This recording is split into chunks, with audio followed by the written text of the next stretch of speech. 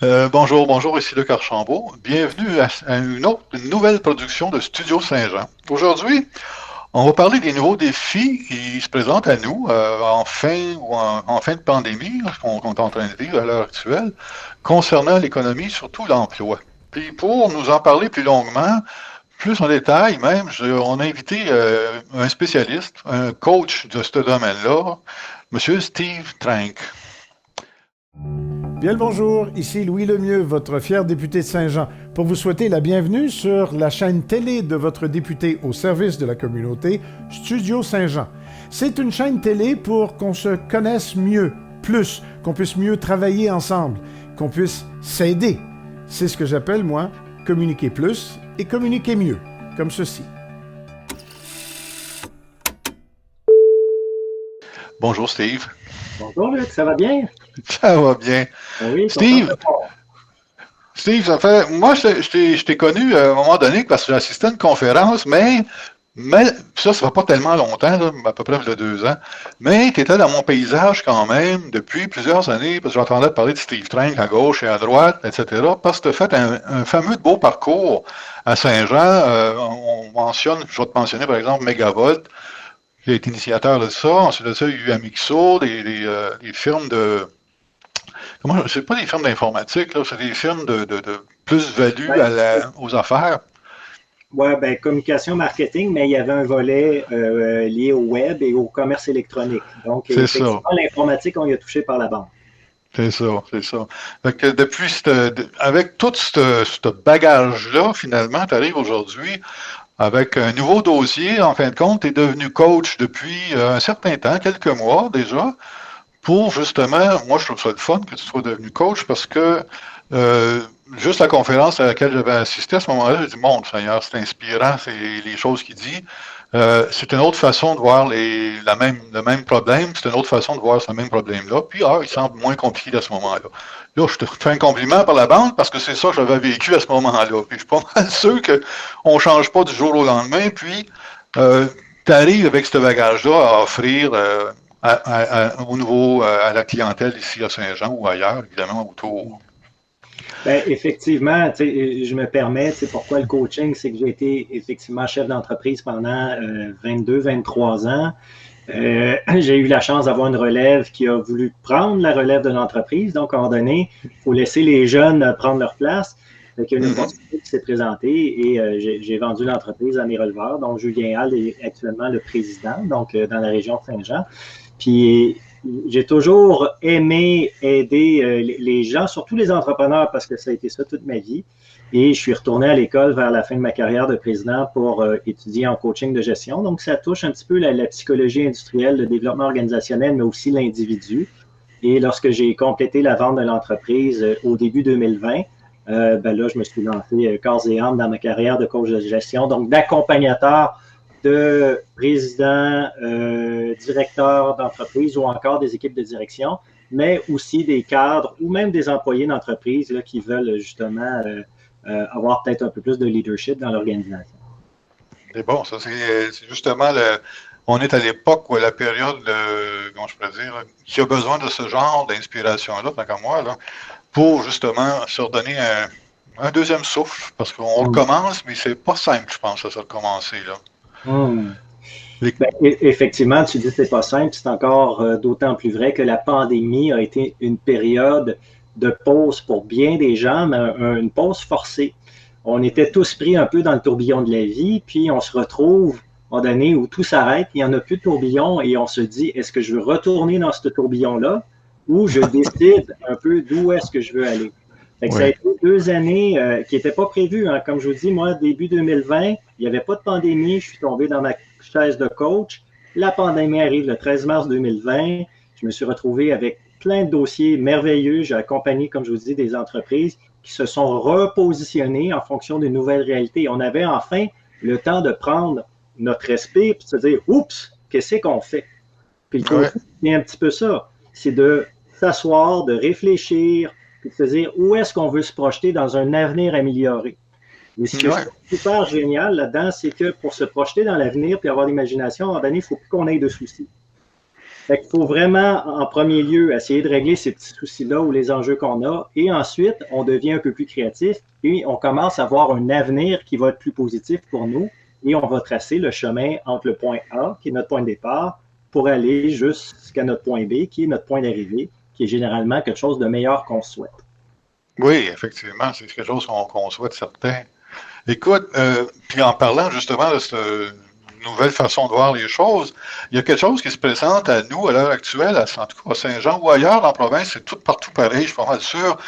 Bon, il y a eu la pandémie, il y a eu, à un moment donné, l'économie s'est pratiquement arrêtée, si on veut, on va dire ça comme ça. Puis il y a beaucoup d'emplois qui ont peu été nécessaires d'être là, ou en fin de compte, il y a beaucoup de personnes qui travaillaient qui ont comme disparu de la carte, ou je sais pas, moi je dis ça de même parce que c'est la façon que je le vois.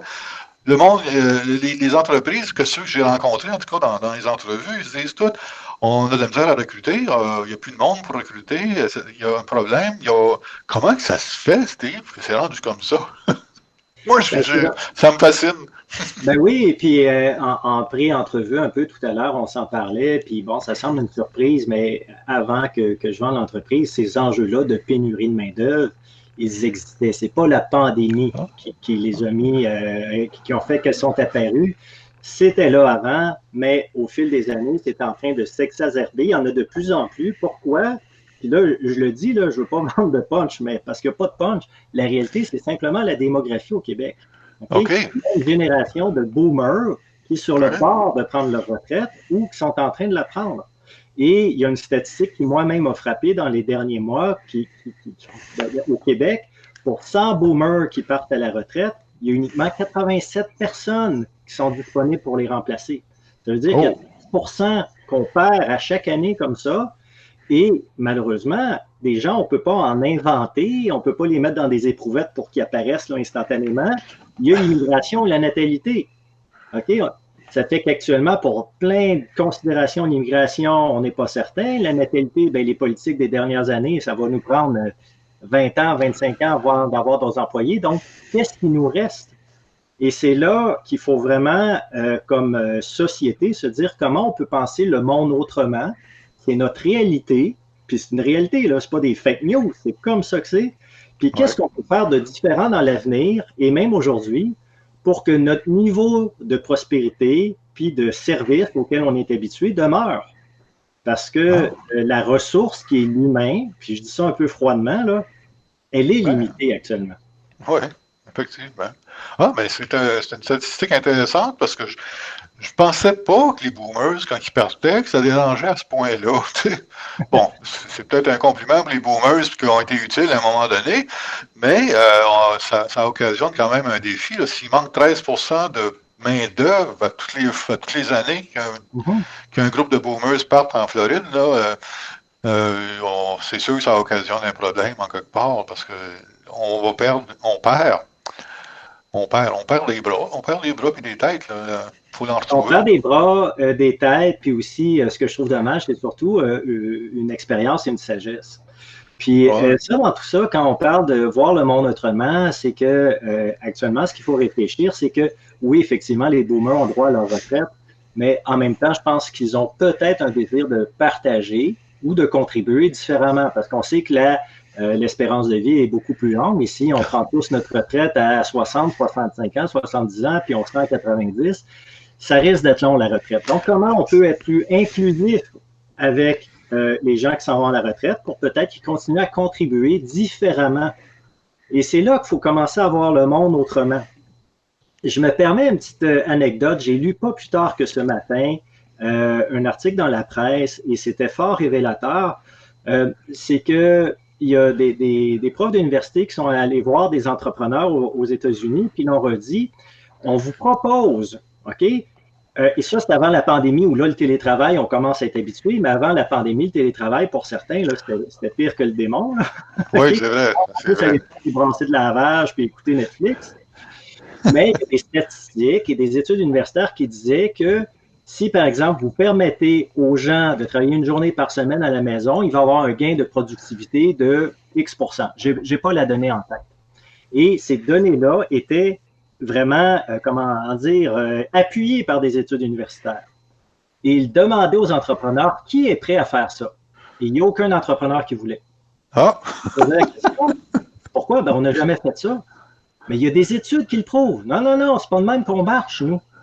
Ouais, OK. Fait que malgré ces études-là, les gens sont hésitants parce que c'est pas dans leurs habitudes. Et je vous dis, pendant la pandémie, j'ai côtoyé des gens qui disaient, j'ai tellement hâte que ça revienne comme avant. Il faut que ça revienne comme avant. Et ça l'a pris du recul et ça l'a pris un peu un repos forcé des employés qui travaillaient de la maison pour que les entrepreneurs réalisent que, mon Dieu, c'est mieux qu'avant. Fait que ce goût du risque-là, de se dire, ça fonctionnait d'une certaine façon avant, là, on est dans une réalité où il manque de main-d'œuvre. Comment on doit voir le monde autrement? Et sincèrement, si on pense c'est juste avec plus de gens qu'on va réussir, c'est pas vrai. Il n'y en a pas. Fait que c'est ça. à de l'efficience, de l'efficacité, la mise en place de systèmes informatiques, la chaîne d'approvisionnement qui doit être repensée. Donc, il faut réingénieriser, nos façons de faire, tout simplement. Absolument, absolument. Parce que tu me comptes, moi, mon expérience, évidemment, en informatique, j'ai été en télétravail il y a 10 ans. Il y a 10 ans, j'étais déjà en télétravail, puis j'allais au bureau une fois ou deux par semaine, au besoin. Parce que j'étais dans le domaine de l'ingénierie, à ce moment-là, je n'avais pas besoin à côté de mes ingénieurs tout le temps. Mais ça l'a emmené justement une efficacité. Moi, je l'ai vécu, cette efficacité-là que tu suggères là, dans ton discours. Puis, effectivement, ça emmène une meilleure information puis une meilleure efficacité pour le fonctionnement, exemple, de moi, qu'est-ce que je faisais là, dans mon travail. Puis, je suis surpris qu'on vienne de découvrir ça à cause de la pandémie, parce que moi, je l'ai vécu. Je n'étais pas tout seul à faire ça, là, mais je l'ai vécu à ce moment-là. Puis, l'idée de réutiliser des cerveaux boomers ou ces capacités-là qui ont l'expérience, qui ont vécu pour la faire, comment je pourrais dire, la transmettre en quelque part ou participer à cette transition-là. C'est une bonne idée aussi.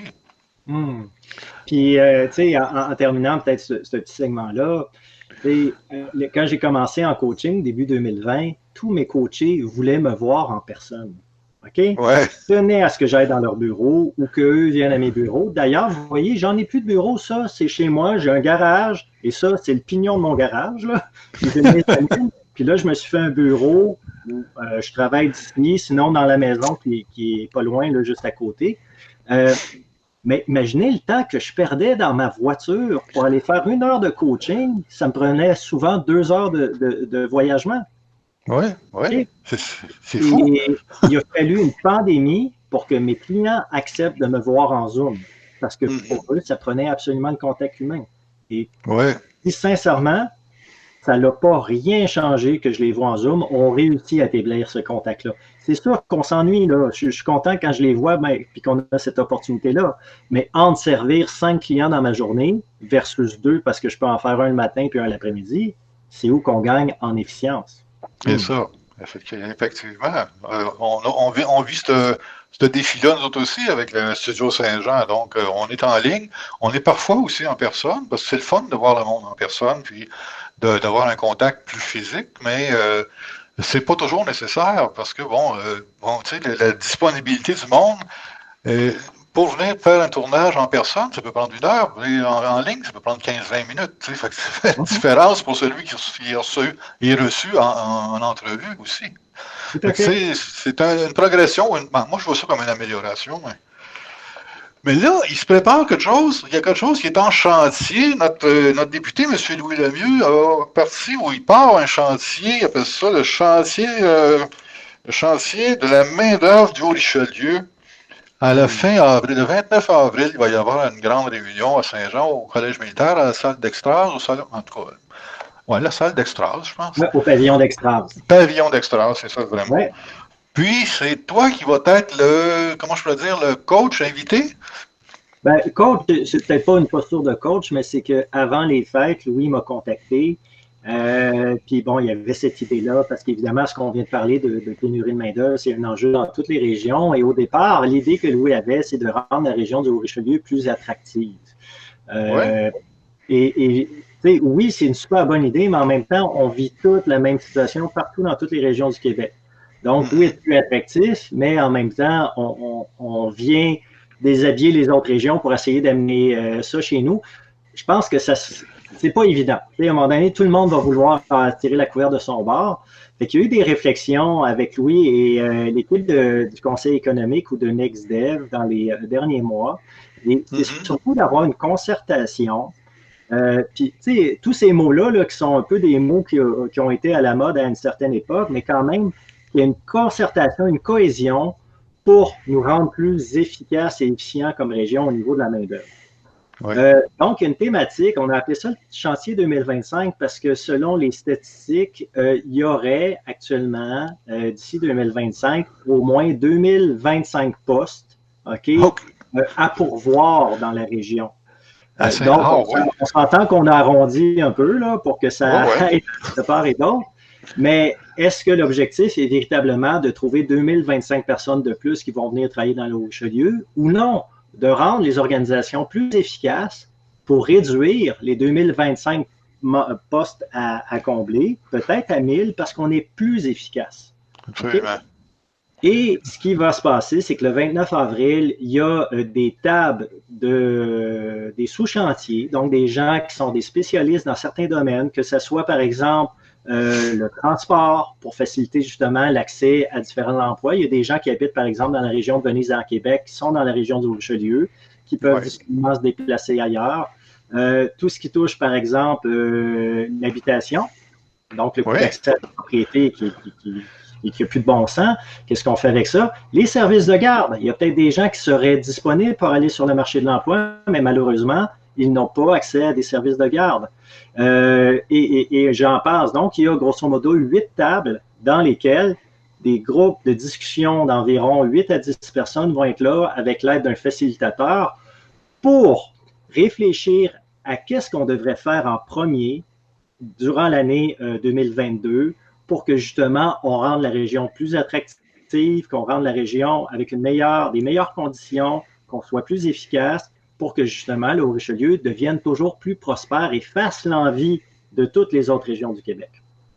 Oui, ben, des bons objectifs, en fin de compte. C'est vrai que, je comprends. C'est un beau défi en même temps parce que ces discussions-là, il y a, comment je peux dire, il y a des discussions, moi j'appelle ça des fois des discussions difficiles qu'il faut avoir pour justement mieux identifier justement comment on peut améliorer certaines choses. Puis effectivement, puis c'est pour ça moi je suis actif dans la région depuis 25 ans. J'ai été à la Chambre de commerce comme administrateur, j'ai été à Tourisme au Richelieu pendant un petit bout. Puis ça, Louis, c'est lui qui l'a identifié. Il veut justement qu'il y ait une cohésion et que les gens s'alignent dans une direction.